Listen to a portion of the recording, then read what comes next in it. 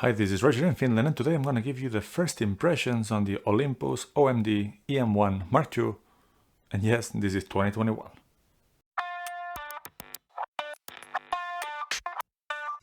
So for the impatient ones, it is much better than expected, especially for video, which is usually my focus.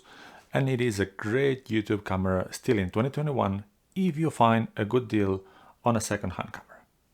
So I did get it second-hand. It came already with the firmware 3.4, so I don't have a comparison point to what was before. But with this firmware, it's a really capable video camera. It's rugged, it's really solid, all the buttons work how you would expect, but they have really good feeling. The body is small enough and yet light, but still big enough that it's comfortable to grip.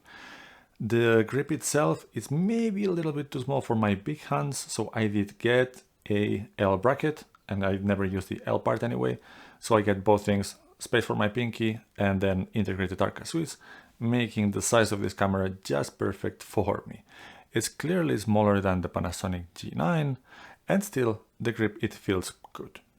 And even if Olympus tends to be more geared towards photography compared to Panasonic, which is the other Micro Four Thirds big player, it was very easy for me to just get the camera, set it up at 4K 25p, get OM lock running, and then set everything to manual as I wanted, and start shooting video without having to check any tutorials or any manuals. So that was very easy, and I think it speaks of the usability, which is pretty good. In my initial tests and impressions, the autofocus works really well. The face detection works very well. I want to do really some tests comparing Olympus and Panasonic to see what happens with the pulsing that we get with Panasonic. Hopefully we get rid of this with the Olympus cameras, but so far very good. One minor complaint is that the face detection, it does work in video, but the square around your face, it's not visible while you are recording. The good news is that because the autofocus is so good, you can just trust that it's gonna stick to your face and you don't need to be checking the monitor for confirmation, let's say it this way. I did have two scary moments when testing things out. Unfortunately, both were solved. The first one was that I did put the Rode Video Micro on top and it didn't work. The reason for that is that in this particular camera, with this firmware and with the default settings, which is what I was told that this camera was sent to me, the plug-in power is turned off by default.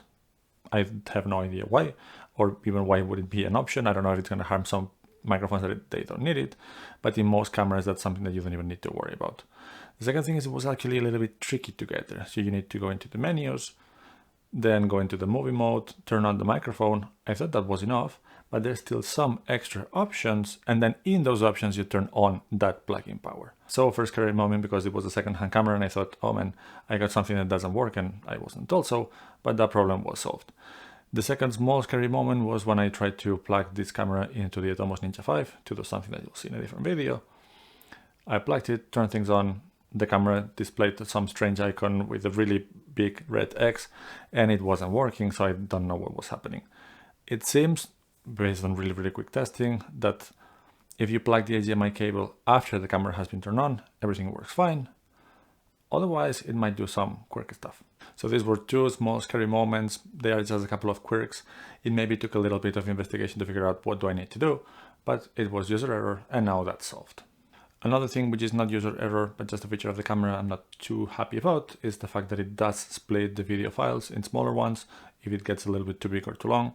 I'm not sure exactly how it does it. I got one file with 3.1 gigabytes and then the rest in a separate file. In a different resolution, I got files that were 2 gigabytes, but anyway, it does split the files. So in post, you just need to put them one after the other. I don't think that the transitions or there's any funky audio thing, so it's easy, but that's something to take into consideration. The second thing that is purely a preference issue, but it's not my preference, is the position and the operation of the on-off switch. I just like more the Nikon DSLR or Panasonic G9 or the Sony A6 something 100 series, where you have the on-off switch in the thumb, and this one is all on the top. Again, that's not a quirk of the camera, it's just a preference. I would prefer to have it a different place, but that's about it. One thing I haven't mentioned yet, but it's really good in this camera, is the stabilization.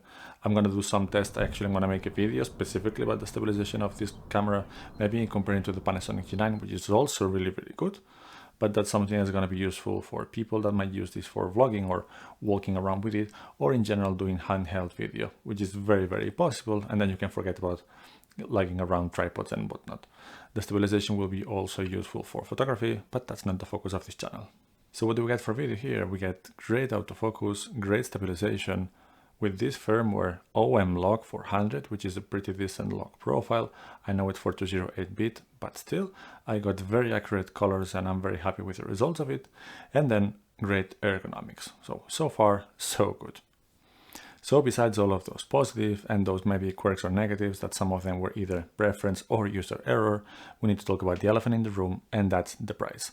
This camera was released in 2016, which means that it's 5 years old, and still today the price new of this camera hovers around 1,300 to 1,400 euros or dollars.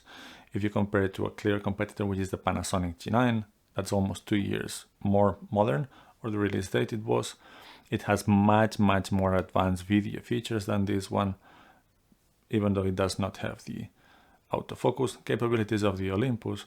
So it's very hard to recommend in 2021 the Olympus OM-D EM-1 Mark II, primarily for video, if you need to buy it new. But because it is 5 years old, the Mark III had been released and there's plenty of people jumping from the Mark II to the Mark III. It means that in second-hand market, you're going to find more of this camera, the EM-1 Mark II, and cheaper price than you will find Panasonic G9s of second-hand end price. And if you find a good deal in the second-hand market, then I think it's a great camera still today in 2021. I've been mentioning the Panasonic G9 quite a few times in this video, and this mainly for two reasons. One is that I have one, so I can compare directly, and second is that it is a clear direct competitor to this EM-1 Mark II. They're both somewhat more photography focused, even if they are great video cameras from the Micro Four Thirds mount. So let's talk about recommendations. Again, I wouldn't recommend it new, but if you find a good second-hand deal, it's in good shape, it doesn't have too many shutter actuations, and the price is around half or less of what it's new, meaning 700 euros or dollars, then I think it is an excellent video camera for YouTube, even in 2021. The one thing that you might miss, in case you really need that, is slow motion. The slowest slow motion that this thing does is 60p and only in Full HD. But if you're doing mostly talking heads in normal frame rates, 24, 25, or 30, and slow motion is not your primary use or you're not concerned about that, this is a great option as a video camera in 2021. Because the camera was released in 2016, there's already 1 million reviews about the camera itself.